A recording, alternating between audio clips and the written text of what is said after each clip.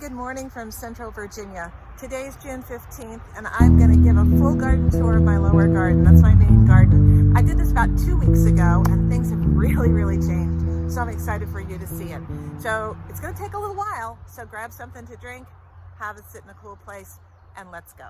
I'm just going to take you around exactly the way that I would do my morning walk. We'll start on the outside borders and then we'll work our way around to the inside. This is the view that I see when I walk down to my garden every day. Along this northern border, I have some tomato plants, flowers, basil, all kinds of things growing, and they are coming along really nicely. Here are some lovely gladiolas. I just love them.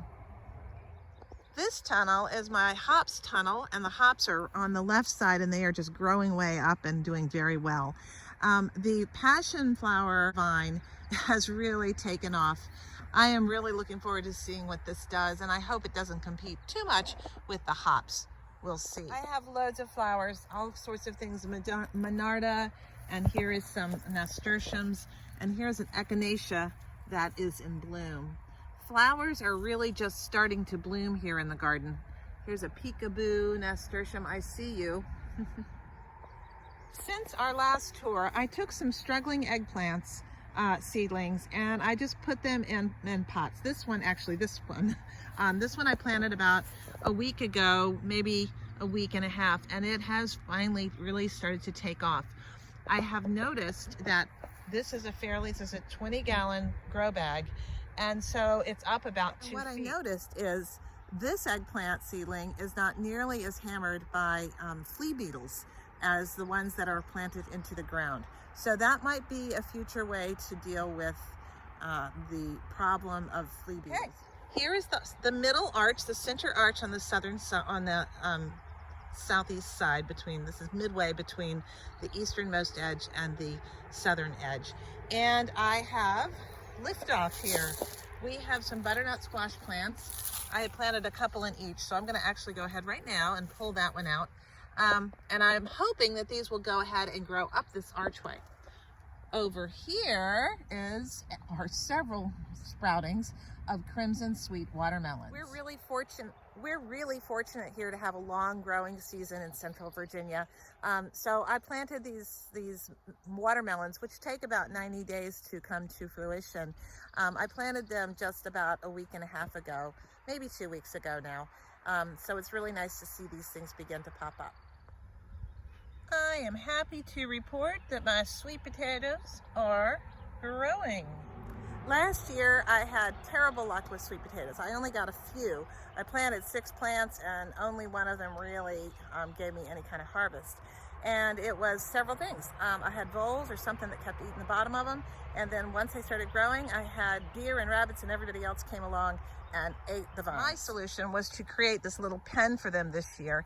And I'm going to run some kind of little mini hoop trellising to kind of give them plenty of room to go up as well as all around the pen. And hopefully we can keep the critters away. Now I'm on the southern corner, and this is the third arch of 3. I'll look back to the north side so you can see. Still on the exterior of the garden. I have mainly flowers growing here, although I couldn't resist the temptation to stick in one little watermelon plant. This vine is called a golden rain honeysuckle. My sister thinks I'm crazy to have planted any kind of honeysuckle. They told me at the nursery that this one does not get particularly invasive or overgrown. But isn't that pretty? Now I'm at the very southernmost edge, looking directly north on the outside of the garden. And I have planted a lot of things out here and really expanded this year. I've got blueberries, 2 rows of blueberries, one that's producing right now and one that just got started. And I have also planted, this is in the foreground, is going to be where asparagus will grow next year. I've got to finish creating that. Walking up the edge, we've got some more watermelon planted, crimson sweets, looking inside to the tomato, the sauce patch. But let's continue looking up. Meredith and I created this additional bed, and I planted and moved all of the lavender starts over here. I've always wanted to grow lavender, and I haven't had much luck. I tried to put it in several different garden beds. I think the problem was that it doesn't like to be overwatered, and when it was in with my other garden things, that's an area I water a lot. So I decided that I would put it in this external bed and just not water this one very often at all. And that seems to have done the trick. They seem to be much happier. And this, my friends, is a volunteer potato plant. My garlic, this is the last garlic that I'll be harvesting probably later in the week.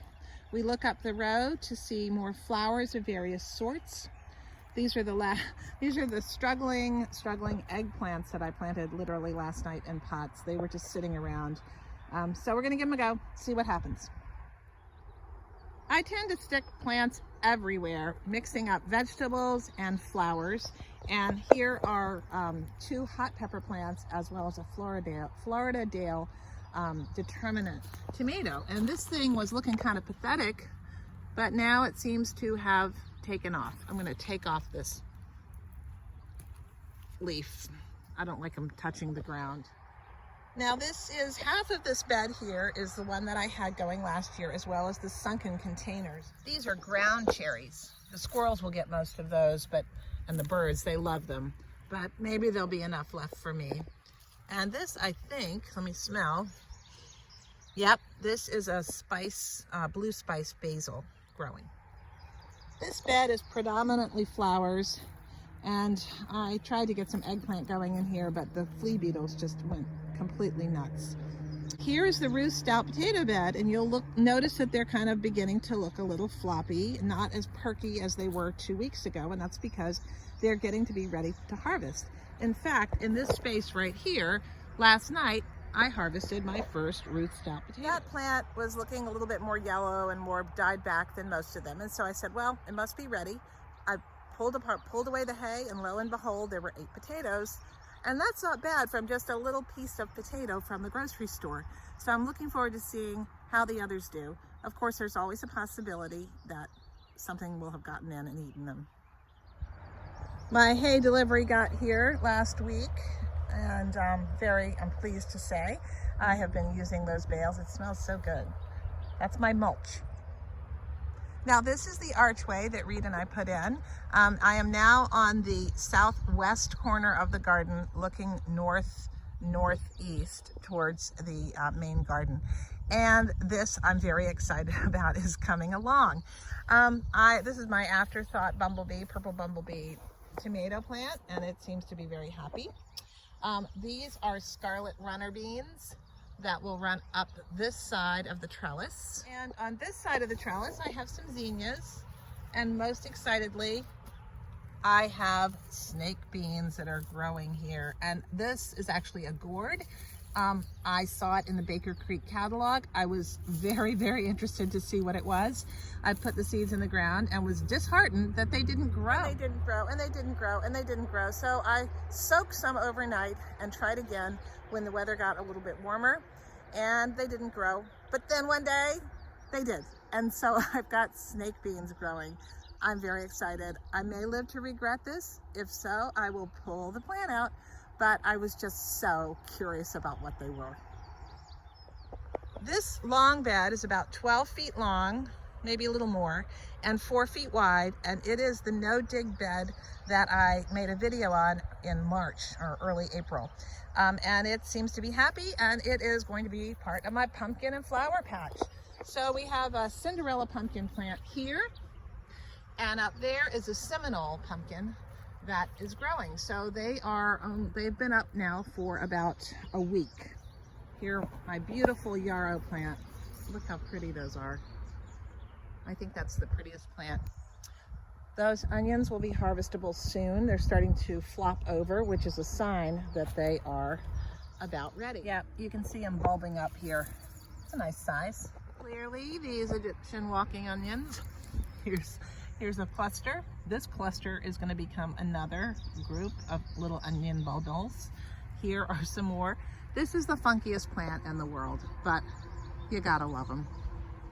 It's walking everywhere. Please pardon my mess as we go into the main garden. It is a working garden. It is not a show garden. Here's a little sweetie tomato that is in a pot. I didn't realize that this thing was an indeterminate tomato when I put it in this 10-gallon pot. And we'll see how it develops. Last night I came out and had aphids on it, but I knocked them off with a hard spray of water. and I don't see any on here right now, so that's good. This is a parsnip that has gone to flower, and it is like a magnet for pollinators. Another pollinator magnet is this honeysuckle. I mean, look at the number of living nectar-loving creatures on this plant. It is astonishing, and it's so pretty too. We're now walking down the north side, and there's some indeterminate tomatoes that are planted here. This is the one I'm most worried about. As I show you my garden, I like to show you the warts and all. And this tomato plant is called a mortgage lifter, and it's just not doing anything. So, you know, I think I may end up pulling this one and just replacing it, because I do have a couple of replacement plants. Marigolds and the basil are looking pretty good. I am going to deadhead this because it looks like it's about to bloom, and it's too early. This row is looking a little peaked, and so and there are a couple of reasons I think this space was having some trouble because at this point last fall, I ran out of compost and I ran out of alfalfa pallets. And so this end of the garden, which ironically is the only part of the garden that actually had been dug at first, at the beginning. It was part of my original garden. And I had just put some zinnias in and things on this edge of this fence, and I did dig that area. So this is the only part of this garden that has been dug ever, and it didn't get properly amended in the fall. It got crushed leaves, but it didn't get any compost and it didn't get any alfalfa pellets. And so I came along this weekend, and because these plants just were not growing as the other ones were, and I added some compost in top dressed around these plants with compost, and I gave them a dose of fish emulsion, and I also mulched them down with some hay and straw. And I think that has helped to revive most of them, but not this poor pathetic mortgage lifter. It's not doing much. This dill is now coming to a head, which would be good timing for when I do some pickles. Here are the parsnips, and in the back we have some pole beans that are turning around and looking back to the south now across the garden from the northernmost part. You can see in the foreground we have some collards as well as calendula. The calendula is all over the place, and it is now in full bloom. These were the volunteer potatoes that I didn't plan, but I'm just letting them be, and hopefully they'll come up. What is on there is, don't go on there, Bee, is a little bit of spinosad, which is an organic dust to keep flea beetles and Colorado potato beetles off. Here is a cucumber. This is, I believe, a Roseland White. Don't see it setting any fruit yet. Maybe it will.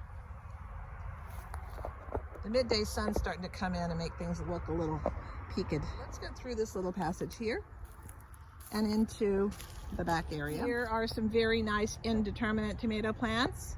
This one is a Jubilee. I think I went overboard on the Jubilees. These are a yellow tomato. Last year I tried to plant some and they didn't really grow very well, and the one that I had planted, I only had 3, and 2 got overwhelmed by the sauce patch, and 1 got eaten by a groundhog. And so what did I do? In typical me fashion, I did what I always do, which is overplant. So I'm gonna have a lot of yellow tomatoes this year. Oh my God, I cut back this lemon balm so heavily 4 days ago, and it's right back where it was. Actually, I cut this part because it was shading the shishito peppers and the nasturtiums. Here are my pepper plants, and these are my sweet peppers, and they are doing great along with the marigolds planted beside them. And here's Audrey. You may have seen the video that Nathan and I made earlier this week about Audrey, the Twisted Sister sunflower that had been shading out and taking over my pepper bed and growing in a very bizarre growth pattern. And we have now put Audrey in a way that hopefully she will be able to continue to grow, but will not overshadow and shade my pepper plants. Speaking of pepper plants, I do believe that this is an this might be a little bell pepper. Yeah, this is a little bell pepper here. Okay, now this guy was getting really shaded, and that tells me a couple of things. It tells me that pepper plants don't mind a little shade. And so, in a way, Audrey's gonna be a little bit like a sunscreen in the summer for this plant. which won't be necessarily a bad thing because it gets pretty hot and pretty sunny. Okay, I always like to show you the warts and all. And this is a pot of potatoes that just have never really looked well. In contrast, these pots are doing great, and do not freak out. They're supposed to be flopping over like this as they become mature.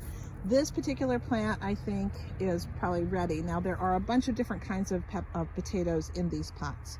This one I know has a whole bunch in here because I saw them. These are purple potatoes that I did a video on about how to plant potatoes in a grow bag, and I will be harvesting those soon. My garden. I'll do a little panorama shot looking up towards the west. Underneath the big black sun fabric is my brassica bed. I've been harvesting out of there a lot. And you see the pea trellis. That will be, the pea trellis over there will be coming out, and Trumbicino squash will be going in. I already have melons started under it. I'll show you in a minute. Okay, in the foreground here is my sauce patch, and as you can see, it has grown a lot since my last video 2 weeks ago on them, and even more since they were super scrawny plants when I planted them, as you can see here. Here are more, these are Virginia Select tomatoes. Down on the edge, we have more volunteer sunflowers and more variety of different tomato plants. Now I'm standing at the southeastern center part of my garden, right in front of the archway, and you can see my zucchini and yellow squash plants that are growing. These were put in the ground on May 1st, and I have been harvesting out of them and checking every single day for squash bugs and squash bug eggs and all those things that will attack your squash. And I have found those too. And I also found in that bed up there one night a black snake. I just let him do his thing because I figured maybe he was having a nice meal of some voles, which, you know, I don't like at all. I really don't like voles. Seriously. Here's another little alley of flowers, and there's somebody very busily was visiting that beautiful calendula. In that, where the earth is, I have planted some lima beans just a couple of days ago, so they haven't come up yet. And I do have a couple of watermelon plants, seedlings, that are on this trellis. The cilantro will go away. I cut the giant one because I needed to make way for watermelons. The nasturtiums and the calendula are great companion plants for the watermelons, and also for the beans that will come up the other side. This is my row of hot peppers, blended in with some marigolds and some leeks. And I do believe this leek is going to be ready to harvest soon, which makes me happy. Here's some Monarda creeping. This type of basil is called lettuce basil.